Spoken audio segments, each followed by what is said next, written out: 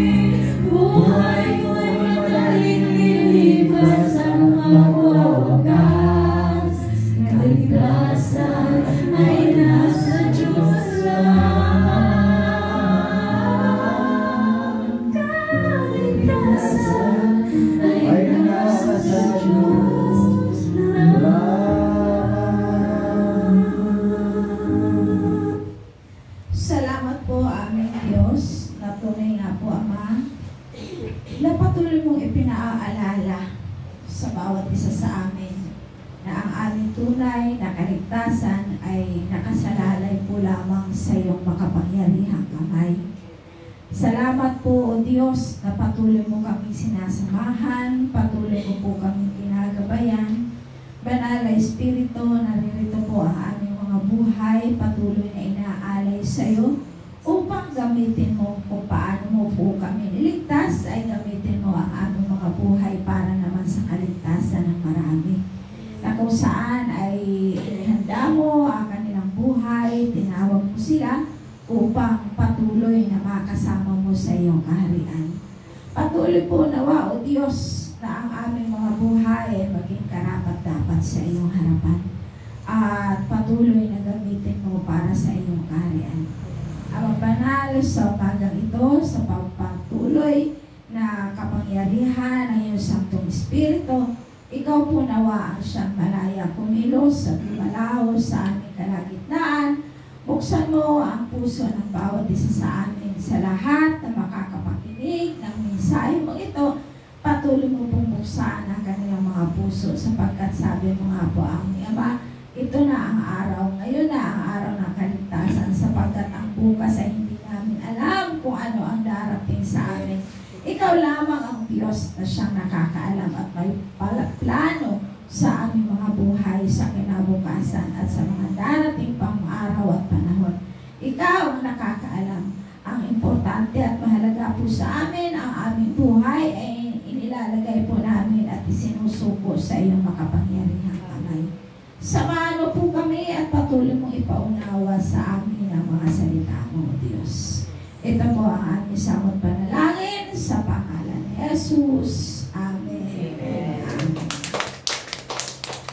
Okay po, at ang lahat po ay makakaupo na. Magpapatuloy po tayo sa gawain ng Panginoon at lahat po ng may Biblia ay makipabukas po sa aklat ng Lucas. Luke chapter 12 from verse 42 to 48.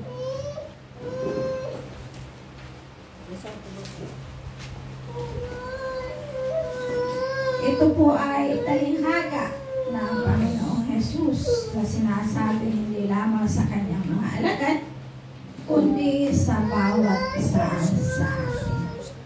Luke chapter 12, Lucas, kabanatang 12, talatang 22 hanggang talatang 42 hanggang 48. Luke chapter 12, verse 42 to 48. Ayan. Basahin po muna natin ang sabi sa 42. Tumugon ang Panginoong Jesus, sino nga ang tapat at matalinong alipin? Hindi ba siya ang pamamahalain na kanyang Panginoon sa sambahayan nito upang magbigay sa iba't ibang alipin na kanyang pagkain sa karampatang panahon? Mapalad ang alipin iyon kapag dinatnan siyang gumagawa ng gayong pagbabalik na kanyang Panginoon. Sinasabi ko sa inyo, pamamahalain siya ng kanyang Panginoon ng lahat ng ari-arian nito.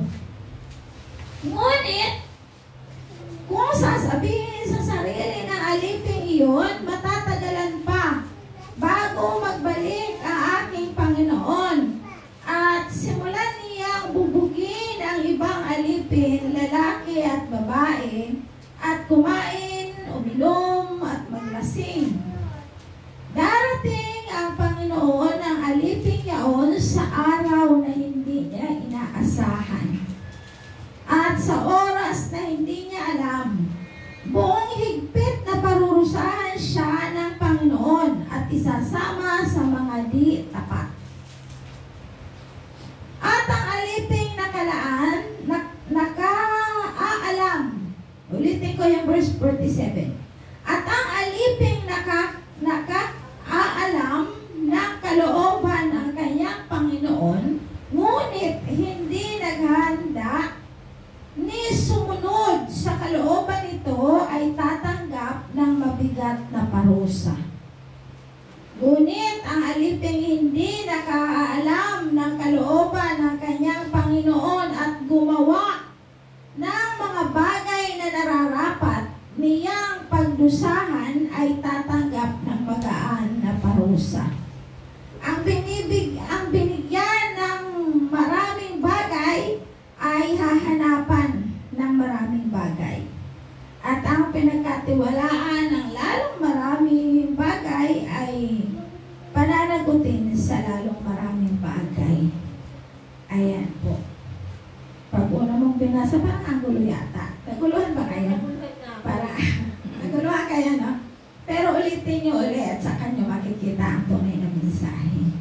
Napakaganda kasi alam niyo po ba na noong nakaraang araw pa, Thursday pa lang, nung naisip ko na sabi ko, Lord, parang mukhang alaan yung oras ko. Linggo, Sabado, anong oras na ako makakauwi. Pero bigyan niyo po ako ng message para sa linggo. So, pinagpipray ako sa Lord. Hanggang sa kanina na nga, at ito nga po yung ibinigay ng Panginoon sa akin ng mensahe.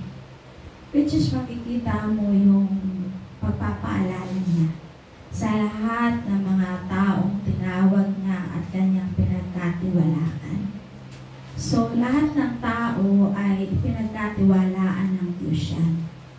Maging normal na mamamayan ka man, maging may responsibilidad ka sa church, maging sa tahanan mo, ang bawat isang nilikha niya ay may kanya-kanyang responsibilidad na inaatang ang Diyos sa ating mga balikan. Kaya walang taong nilikha ng Diyos na walang responsibilidad. Lahat po tayo ay merong responsibilidad sa Kanya. Kaya itong ating mensahe, yung lesson po natin sa umagang ito ay ang patungkol po ito sa ang tapat at di tapat na alipin. Sa dalawang bagay po tayo mauuwi. Ang tapat at hindi tapat na alipin. Excuse po.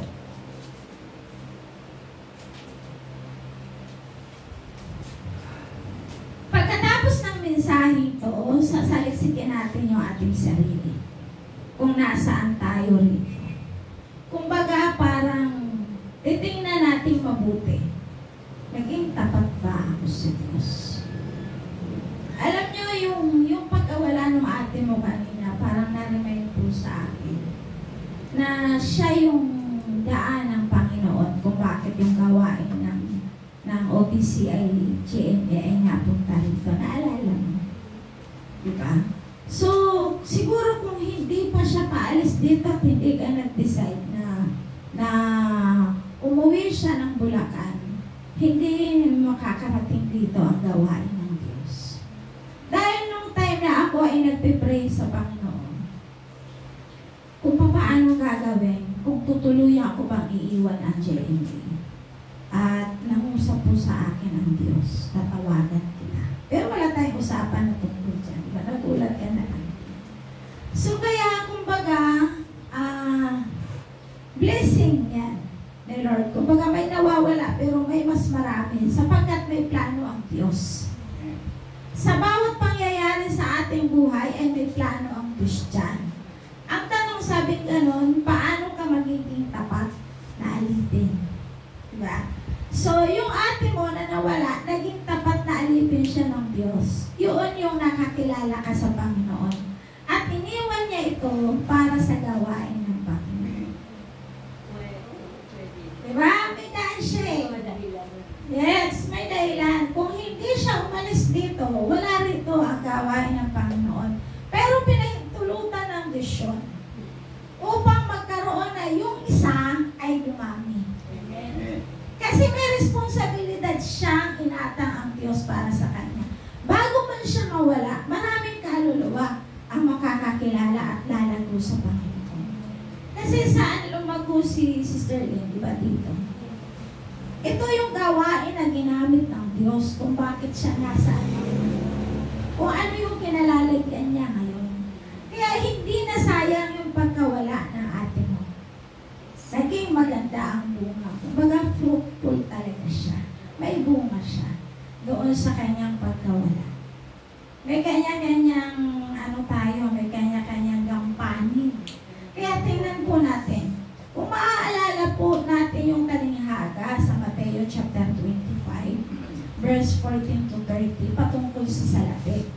Diba meron doong pinagkatiwalaan na 3 alipin? Ang unang pinagkatiwala ay 1,000. Pangalawang pinagkatiwala ay 3,000 pala. 3,000, 5,000, 5,000, tapos 2,000, tapos 1,000. Tama ba? o 10. Tingnan natin kung magkano ang pinagkatiwala ni, para mas maganda, sa chapter 25 ng Mateo. Kasi para at least naintindihan natin yung mensahe ng ating binabasa. Kasi mukhang unang basa nyo magulo di ba? So, sabi rito sa Mateo chapter 14, ang paghahari ng Diyos ay may tutulad dito. May isang taong naglalakbay, kaya tinawag niya kanyang mga alipin at pinagkatiwala sa kanila ang kanyang ari-arian. Binigyan niya ng salapi ang bawat isa ayon sa kanya-kanya kakayahan. Binigyan niya ang isa ng 5,000, ang isa na may 2,000 at ang isa ay 1,000. So, tatlong alipin. At nung bigla ang dumating, ang ginawa nitong mga alipin na tatlo, nung time na pinagkatiwala, kasi aalis siya diba? Aalis ako, Sister Len, ito yung gawain ng JMA, aalis ako ngayon, wala ako. So, sa Sunday, yun yung mga ganon. Sample natin. So, dumating akong bigla na hindi ninyo alam. At meron bawat isa na ikaw yung magagampan nito, ikaw yung gagampan. Pero yung isa, naging maayos, lumago yung 5,000. So, ang ginawa doon sa 5,000, kinalakal niya. Ibig sabihin, nagnegosyo siya. Ibig sabihin, kapag ikaw ay pinagkatiwalaan ng Diyos, ito yung gawain na to, ay inihahabilin ko to sa iyo ng kapangyarihang sa iyong kamay, hinahabilin ko sa iyong kamay, so ikaw na ang bahala, sa iyong kapamahalaan, so ikaw na ang bahala dito. Ngayon, anong ginawa mo? Kasi tapat ka. Nagsumikap ka ngayon. Gumawa ka ngayon ng paraan para lumago yung gawain. Dumami yung pera mo. Di ba? Ninegosyo niya. Yung 5,000, ninegosyo niya.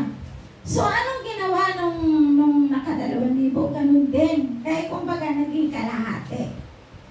So, yun din. Kung ang gawain ng Diyos ay iniwan sa inyo ng Panginoon ay 5 lang kayo, dapat sa susunod 10 na kayo.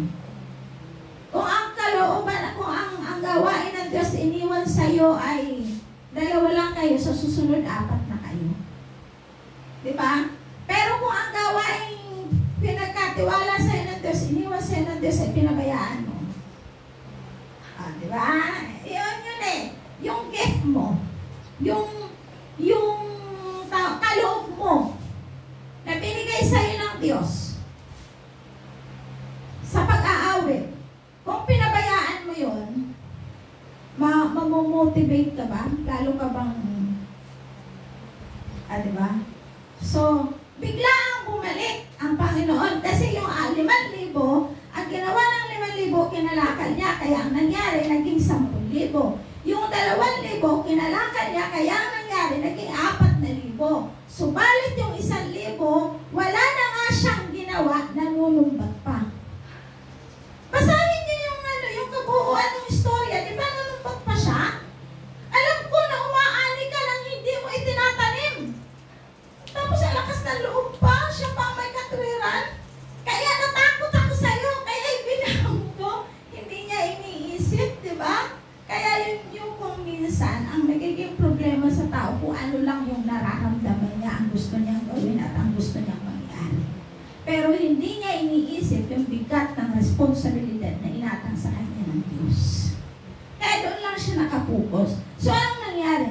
Hindi nila alam na binigyan lang sila ng pagsubok ng Diyos kung talagang magiging tapat sila.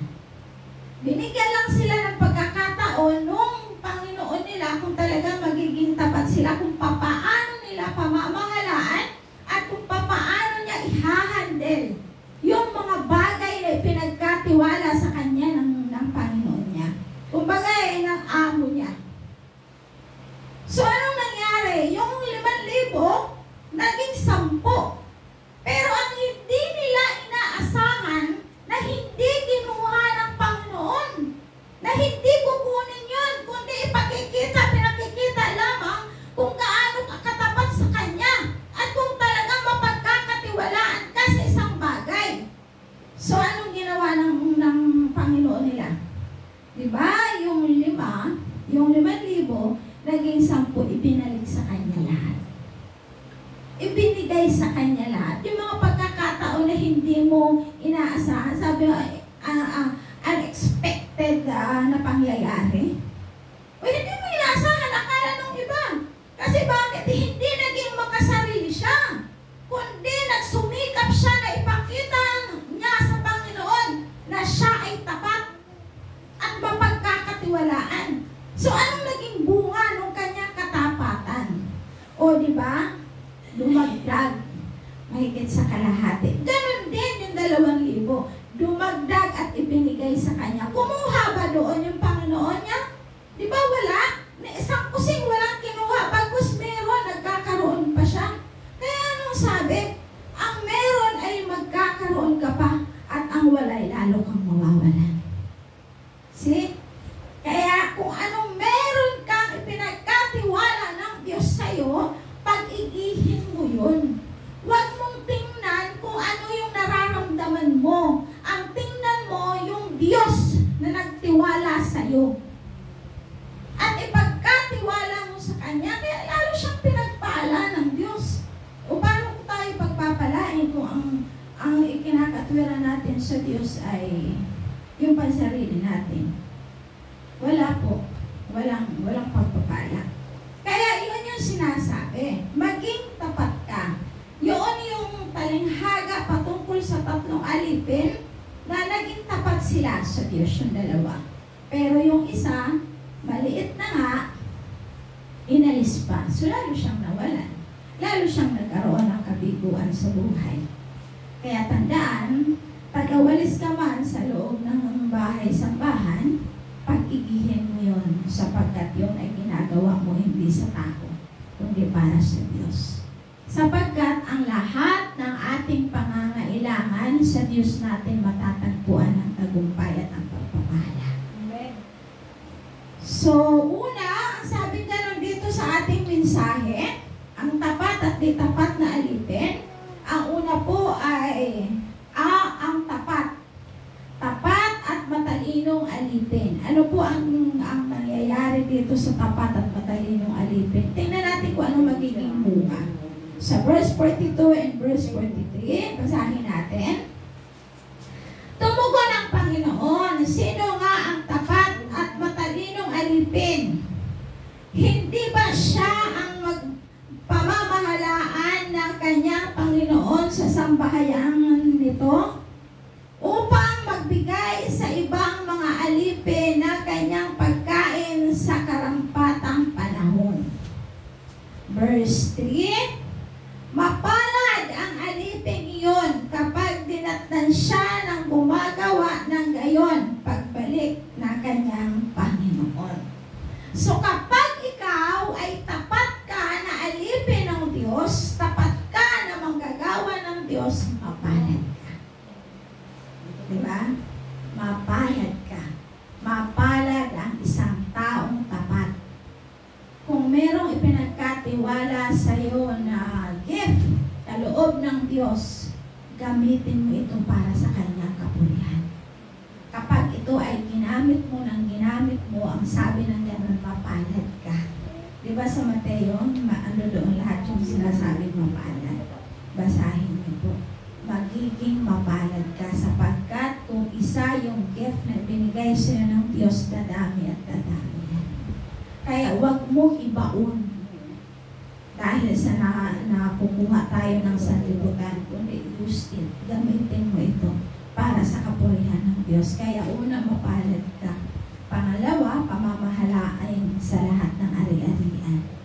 So kapag ikaw ay alipin ng Diyos na tapat, una, mapalad ka. Pangalawa, ay pamamahalain ka sa lahat ng kanyang mga ari-arian. Alam niyo po ba, pag sinabing sa lahat ng bagay na kailangan mo sa buhay, walang sisinuhin ng Diyos, ibibigay sa iyo lahat ng kailangan mo. Ano ba ang kailangan mo ngayon? Tanong, wala ba tayong kailangan ngayon? Marami po tayong kailangan ngayon. Totoo yan. Umiikot po tayo lahat sa pera. Pero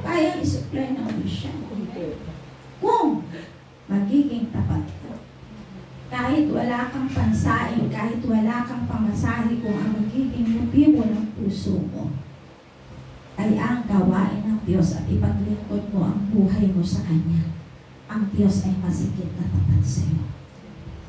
Ito patotoo. Magkano ang punto natin ngayon dito sa church? Ate Treasurer? 1,200 plus. See, 1,000? 1,300 plus. 200 plus. 200 plus. Yung ating kuryente, yung ating tubig. Kulang pa, di ba? So, mag-a-anniversary tayo. Magkano yung binyo na babayaran natin sa anniversary? So, kaninong nakaatang na balikat siya? Diba? 1,000 po yung babayaran natin sa anniversary. Tapos, magpapagawa pa po ako ng tarpaulin. 3 tarpaulin po ang ipinagawa ko. Yung tarpaulin natin dyan sa labas, yung tarpaulin na para sa anniversary, at yung tarpaulin na welcome, warm welcome para kay sa ating Reverend Pastora Fe. Alam niyo po na wala naman akong hawak talaga. As in, wala naman akong trabaho sa secular. Sa Diyos ako nagtatrabaho. Ang lagi ko sinasabi, kaya ko itinitestemo nito sa inyo kasi katapatan natin sa Diyos ang pinag-uusapan natin dito. Na tayo mga magagawa ng Diyos, kahit wala ka ng walang-wala ng laman ang wallet mo, huwag kang mawala ng pag-asa. Magpatuloy ka sa paglilingkod kasi hindi ka naman mabubuhay lang dahil sa pera eh. Kahit wala kang pera, kung may Diyos ka, mabubuhay ka. Tandaan po natin ito. So ngayon, nagpipray ako sa Lord. Kasi di ba katatapos lang natin ng ating outing natin, spiritual refreshment, na napakalaki po ng ating pinayaran doon. At ang Diyos ang nag-supply ng lahat. So ito na naman tayo, mag-anniversary. Sabi ko, Lord, hindi pwedeng hindi matuloy ang anniversary. So, kinumpute ko na yung doon. Kasi alam ko, wala tayong pundo dahil nagamit din natin, di ba? Yung 1,000 plus, nagamit natin sa ating spiritual refreshment. So, totally, walang pondo. Ito naman ngayon, pambayad natin yan sa kuryente at sa tubig. Ito na po, nagpipray ako sa Lord. Sabi ko, ikaw ang boss ko. Alipin mo lang ako. Yung responsibilidad na inaaktan mo sa akin ay hindi ako makagagalaw kung walang pera. Pero ang lahat ng ito, nakipagkaan lakas ng loob ko, no? O, kala niya may pera ako. Wala po akong pera. Lakas ng loob ko. Nakipagkasundo ako doon sa amin.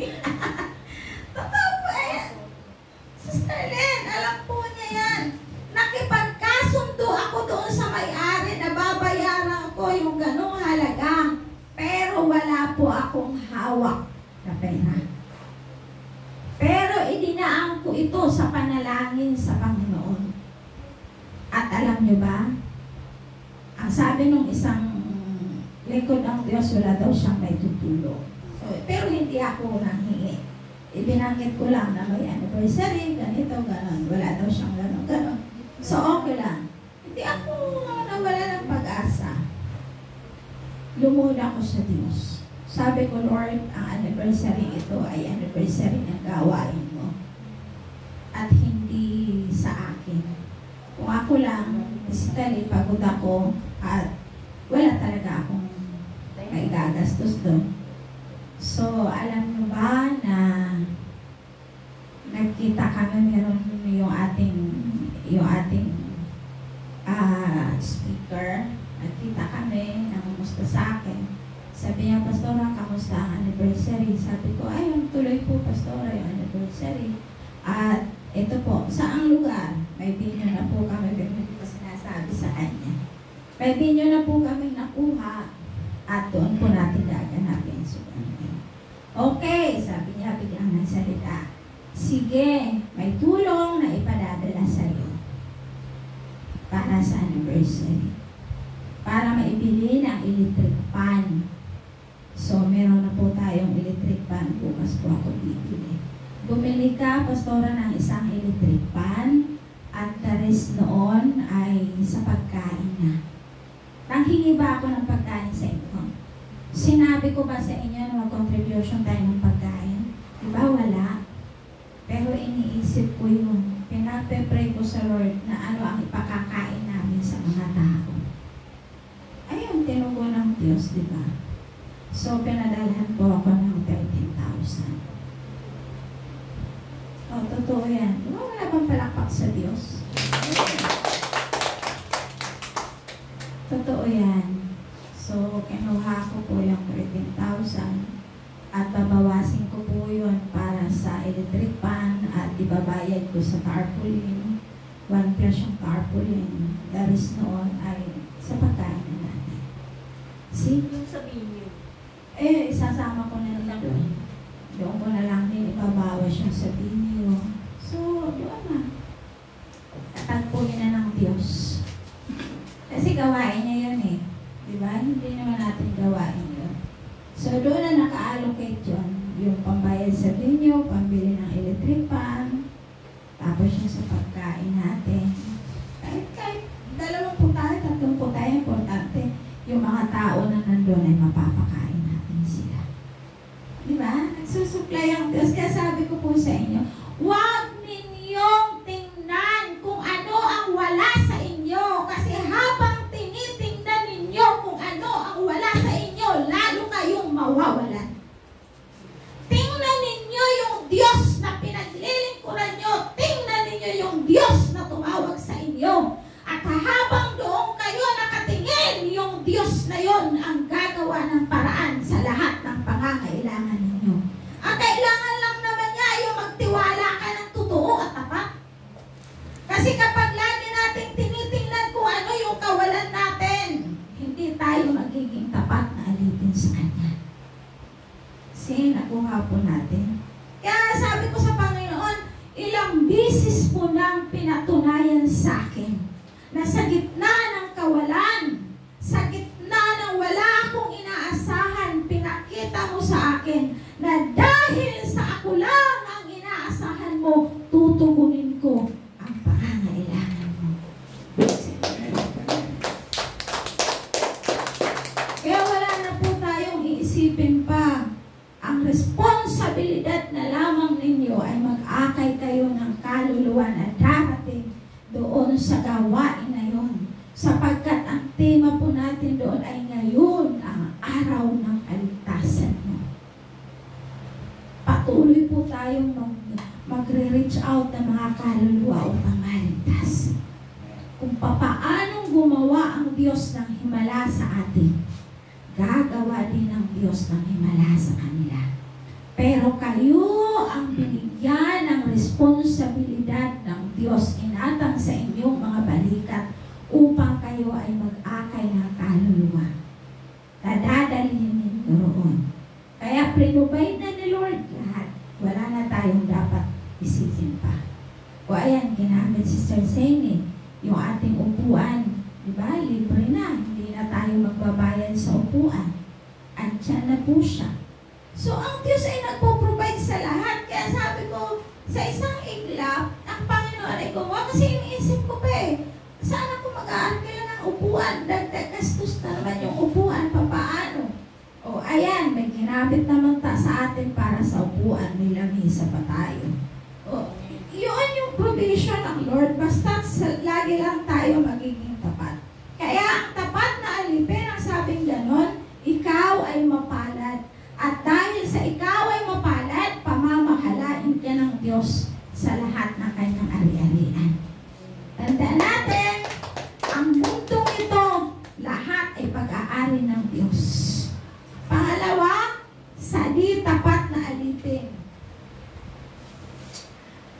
Sa verse 45 and 46, ang sabi rito, ngunit kung sabihin sa sarili ng alipin iyon, matatagalan pa bago magbalik ang aking Panginoon at simulan niyang bubugin ang ibang alipin, lalaki at babae, at kumain, uminom, at maglasing. Darating ang Panginoon ang aliping iyon sa araw na hindi niya inaasahan at sa oras na hindi niya alam. siya ng Panginoon at isasama sa mga di tapat. Sakit. Naintindihan niyo? Naunawaan niya. Ibig sabihin, tinawag ka na ng Diyos eh. So, meron na pinagkatiwala sa iyo ang Diyos. Sa iyong mga kamay, sa iyong mga balita. Alam mo kung paano mo dadalhin ang sarili mong buhay. Na habang ikaw ay naglilingkod, namumuhay sa mundong ito, alalahanin mo na merong kang amo. Sino ang amo mo? Yun ay ang Diyos. At sino ang kumpanyang pinagtatrabahuan natin? The kingdom of heaven and earth.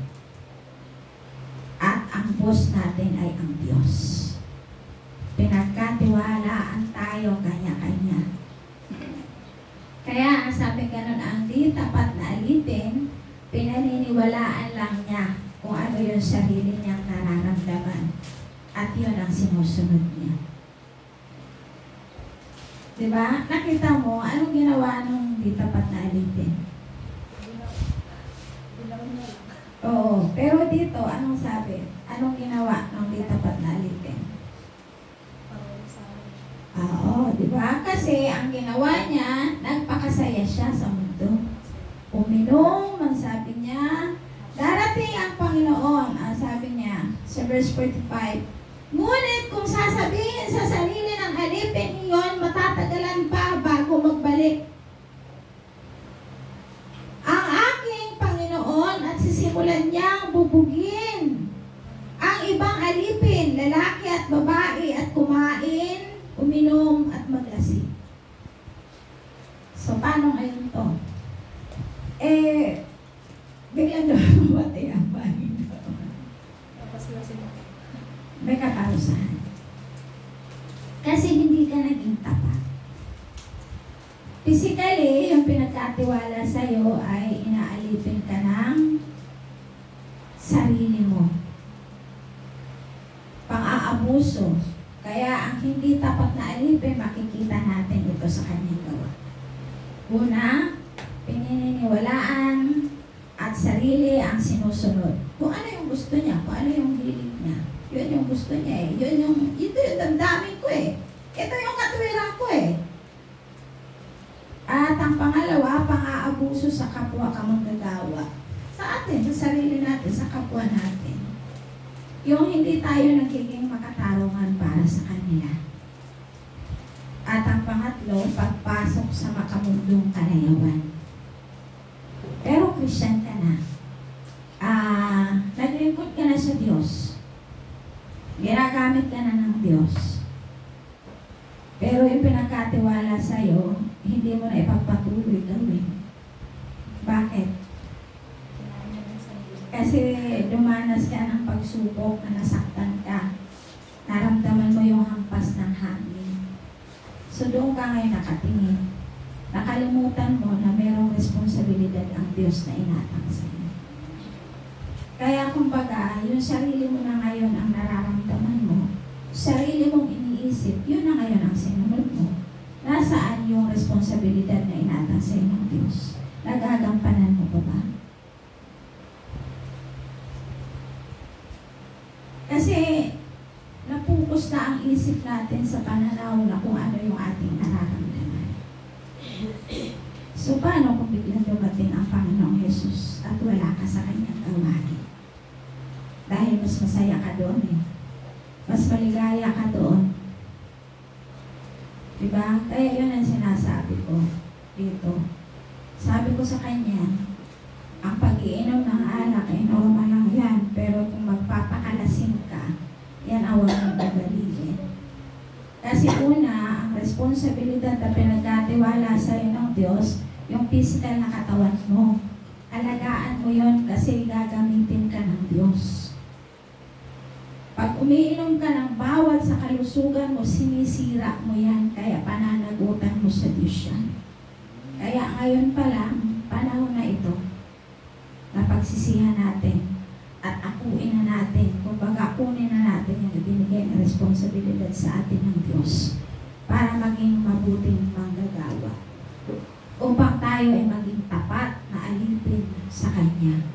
Kasi wala namang pagsubok na hindi natin kayang lampasan.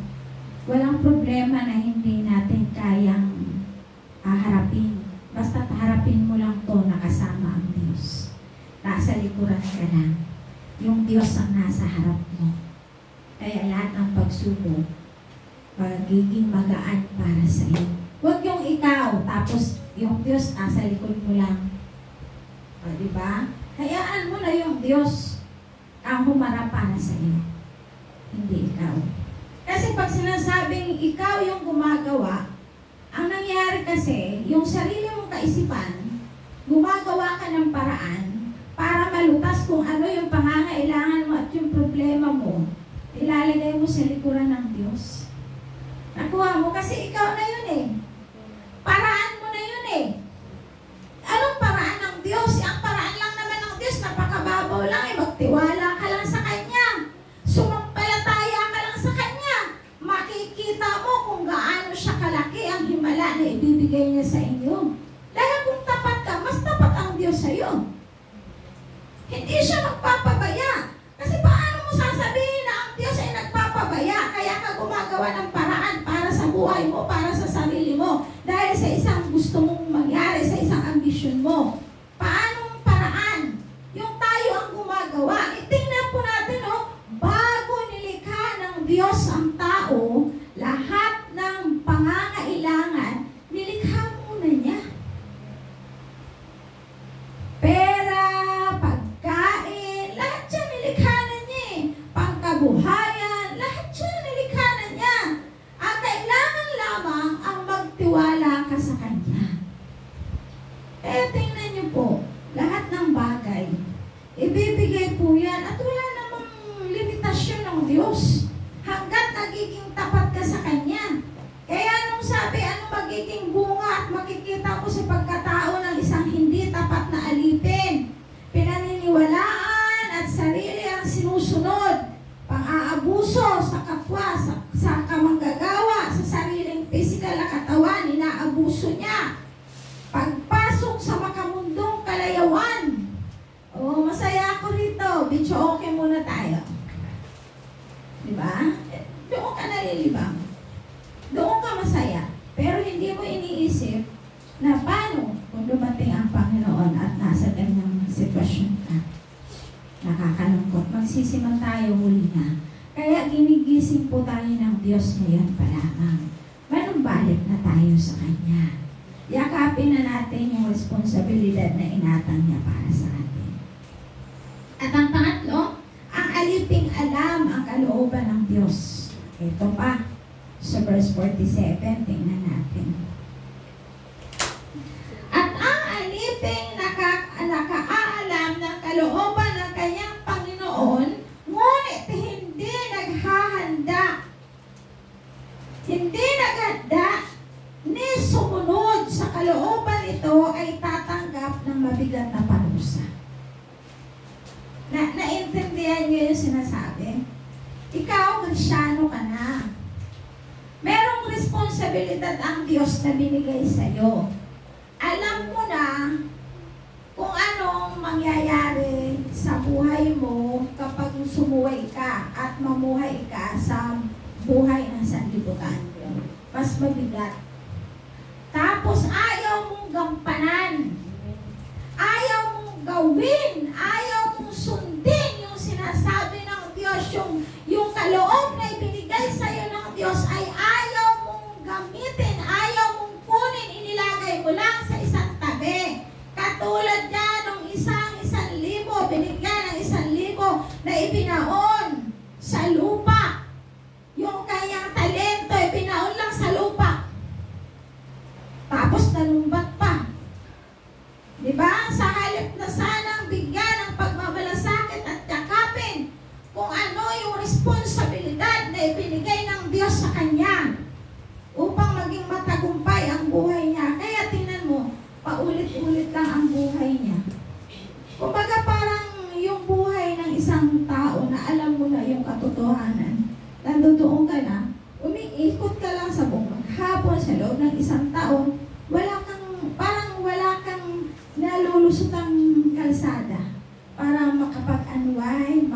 mo yung lalong mabuti at kaganda-gandang regalo ng Diyos para sa iyo. Kasi doon ka lang naaalipin ka na lang doon.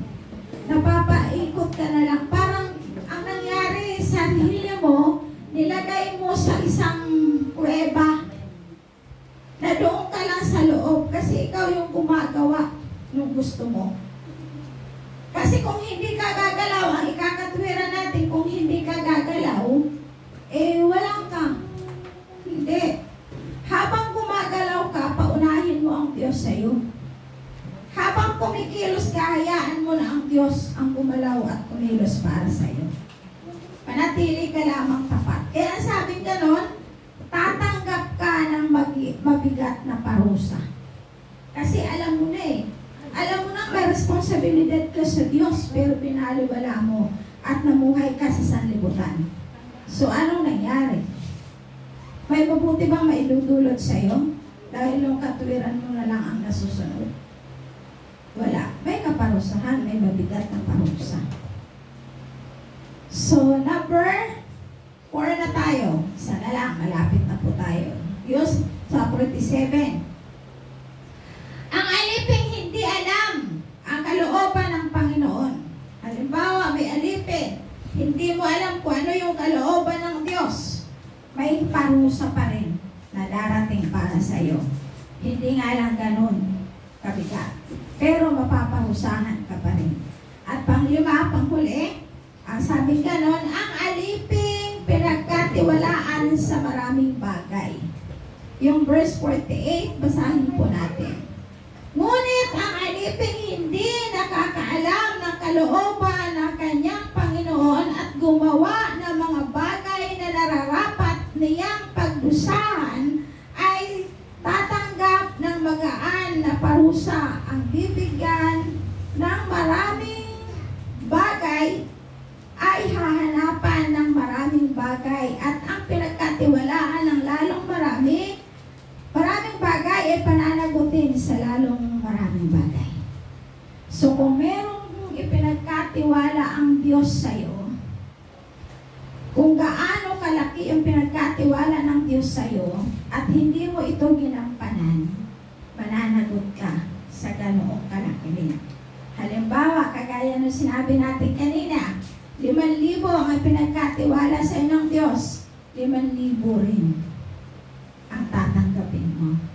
Yun yung parusa na dadatnan at haharapin ng isang aliping hindi tapat sa Diyos. Kaya kung ano, ang sabi ng gano'n, kung ano yung ipinagkatiwala sa iyo, gampanan mo.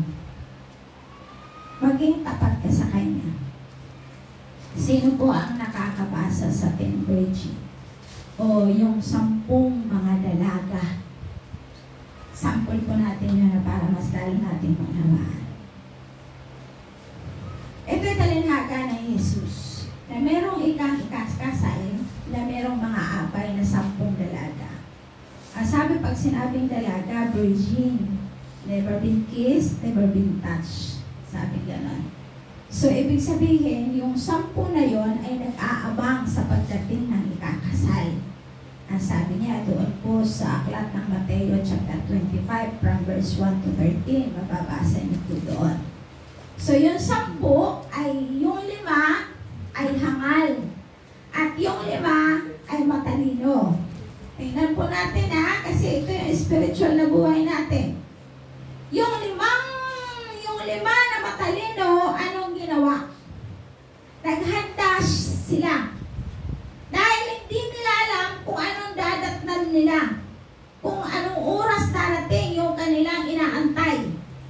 Kaya ang ginawa nila, nagpasiguro sila. Bumili sila ng another na mga langis para doon sa kanilang ilawan upang sila ay manatiling may ilaw. Ano man ang oras ng pagdating ng kanilang inaantay ng Panginoon ay nakahanda sila. Pero yung 5, ang tawag sa kanila ay hangal. Alam na nila na hindi nila alam kung anong oras ang pagdating, hindi sila nagsigurado sa sarili nila. Dito lagi tayo umaasa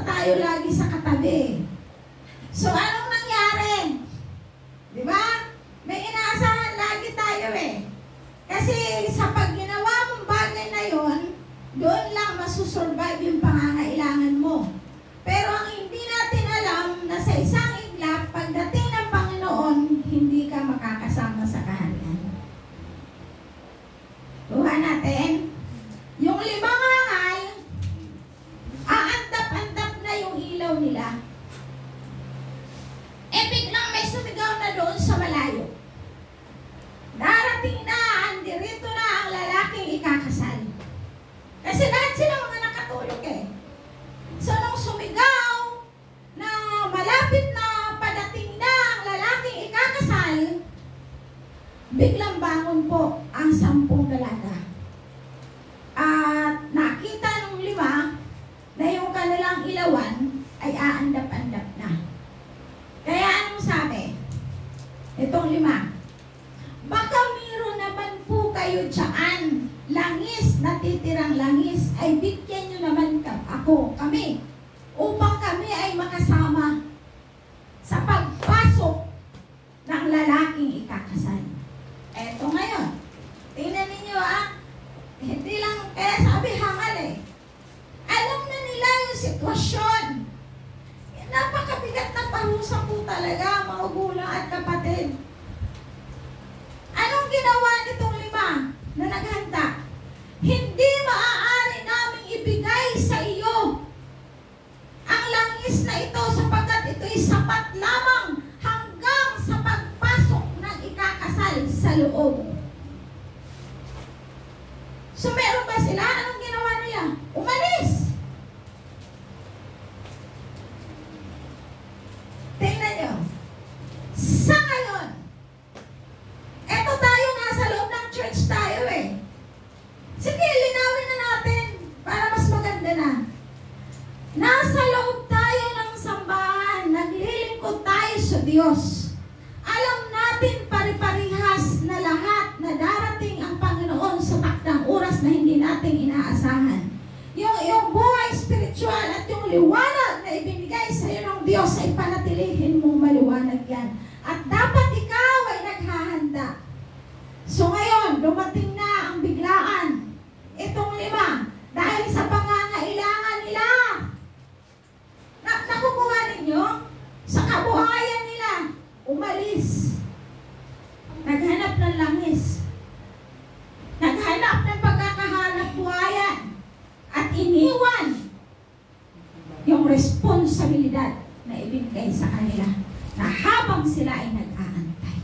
Hindi sila naghanda. So, anong nangyari? Dumating ang lalaking ikakasal. Yung 5 lamang ang nakapasok at yung 5 ay hindi. Pabigat po mensahe ng Diyos ito para sa ating lahat. Kaya kailangan natin maghanda. Huwag natin tingnan kung ano yung kawalan ng ating buhay at kinabukasan. Kung mag-aalay tayo ng ating buhay sa Diyos, tinitingnan ng Diyos kung ano ang pangangailangan mo. Kaya nga, ang sabi doon, alam niyo po ba, ang moral lesson ng 10 dalaga, we need to prepare ourselves for Christ's second coming. Yun yung moral lesson ng 10 dalaga.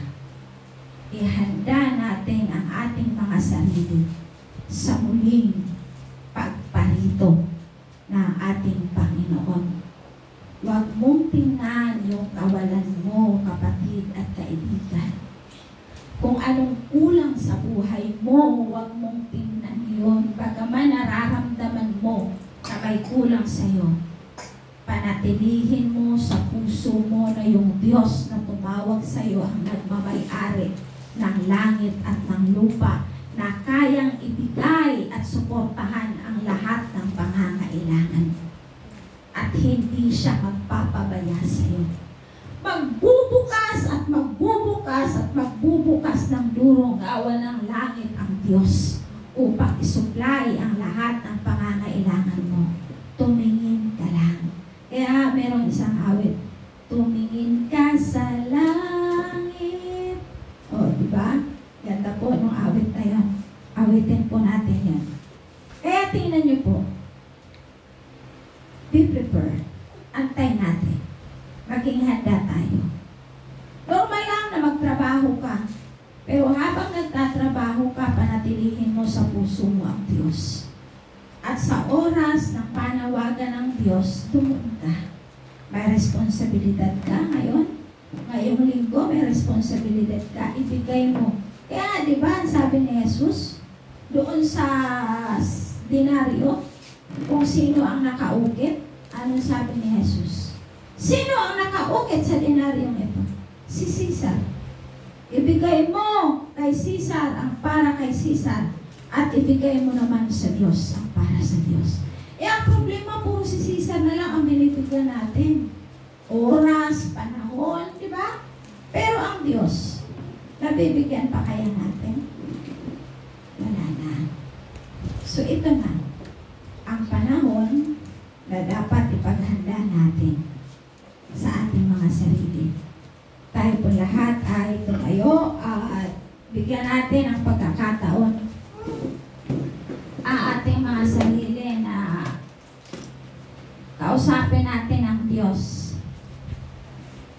At hayaan natin na ang awit na to ay awitin natin ng buong puso.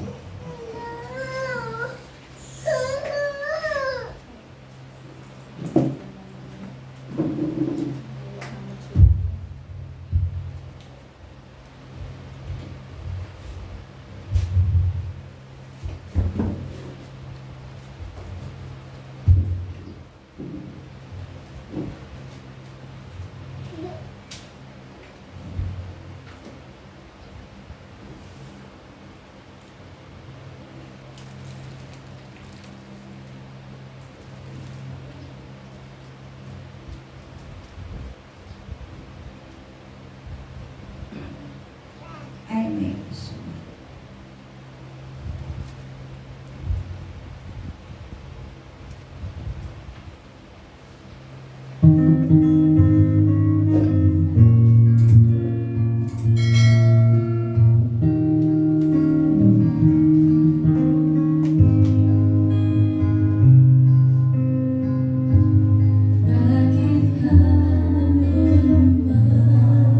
Tingnan po natin yung mensahe.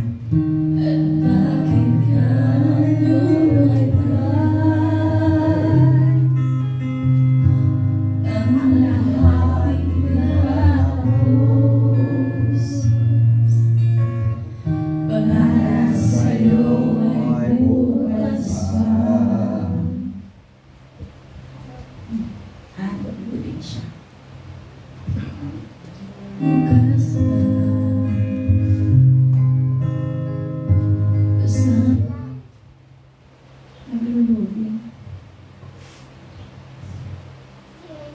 Humihina ang internet niya, ang signal.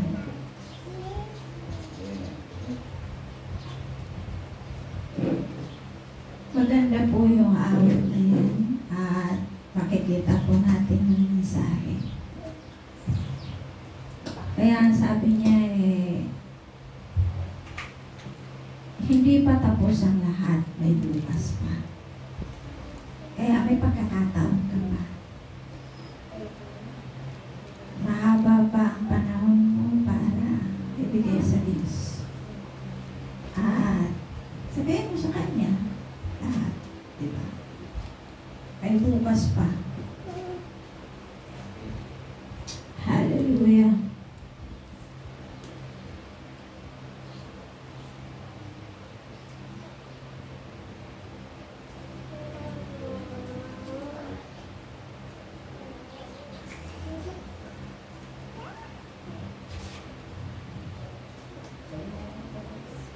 Dakila ka, O Diyos, sambahin ang ngalan mo, Panginoon. Oh, glory, hallelujah. In Jesus' name.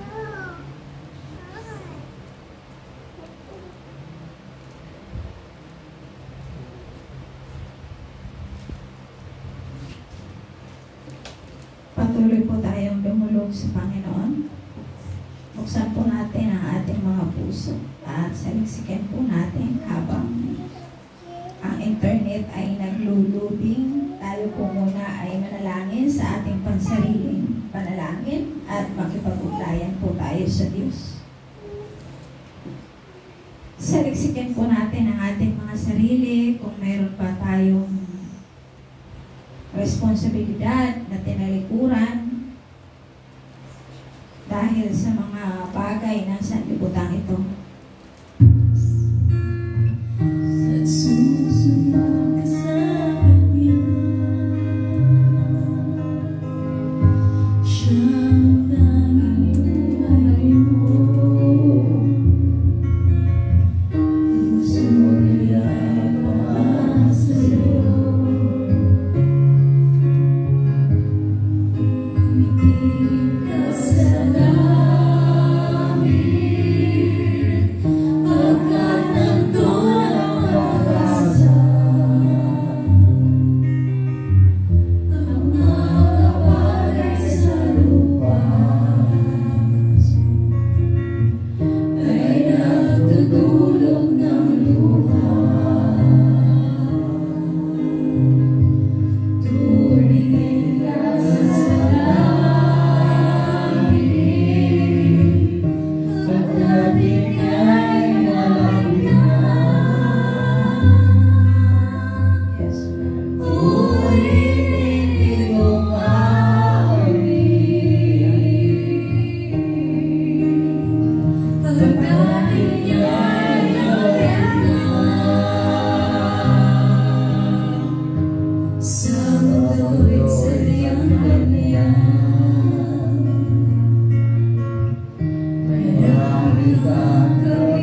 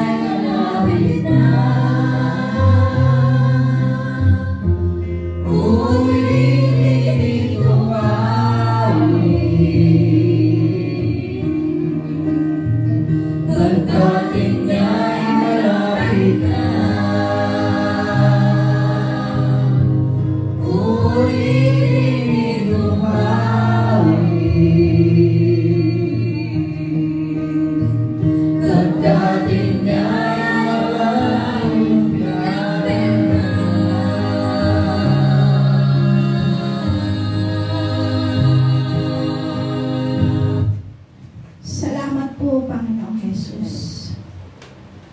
Na patuloy niyo pong pinaalala sa amin na gaano man kabigat ang aming dinaranas. Kapag kami ay tumingin sa kalangitan, ay mayroon kaming pag-asa. Isang mahiwagang ulap ang siyang patuloy na nagpapaalala sa amin ng kagandahan at kabutihan ng iyong mga nilikha. Salamat sa patuloy na pag-asa na ipinibigay mo sa aming mga buhay. Kung kami man ay nagkukulang ng paglilingkod sa iyo, patawarin mo po kami at punuan mo po ito, O Diyos. Gamitin mo ang kapangyarihan mo, O Lord God, upang patuloy na magningas ang apoy ng paglilingkod ng lahat para sa iyo. Na dumating man ang panahon ng muli mong pagparito, sapagkat alam po namin patuloy mong pinapaalala na malapit na ang iyong pagparitong muli. Naway madatnan mo po kami na naglilingkod sa iyo at wala kami sa mga bagay ng sanlibutan. Wala kami sa mga gawa at galaw ng sanlibutan. Bagos, nasa iyong mga kamay kami. Patuloy kaming gumagampan sa lahat ng mga responsibilidad na inatang mo sa aming mga balikat. Lord God, maraming salamat. Salamat sa kapangyarihan mo. Salamat sa walang hanggang biyaya. Patuloy mo lamang na pagpupluin ang aming mga puso, ang aming mga espiritu, na sama-sama po kami na maglilingkod sa iyo habang ikaw ay inaantay ang iyong muling pagparito ay patuloy po namin aantayin. Habang kami ay nag-aantay sa muli mong pagdating, hayaan mo, O Diyos, na tulungan mo kaming magampanan ang lahat ng responsibilidad na ingatan mo sa aming mga balikat. Maraming salamat po sa iyo, Banal na Espiritu. Bigyan mo kami ng lakas at patuloy na kapangyarihan ang idalin mo sa buhay ng bawat isa. Ito po ang ating samot panalangin sa pangalan ni Jesus. Amen. Amen.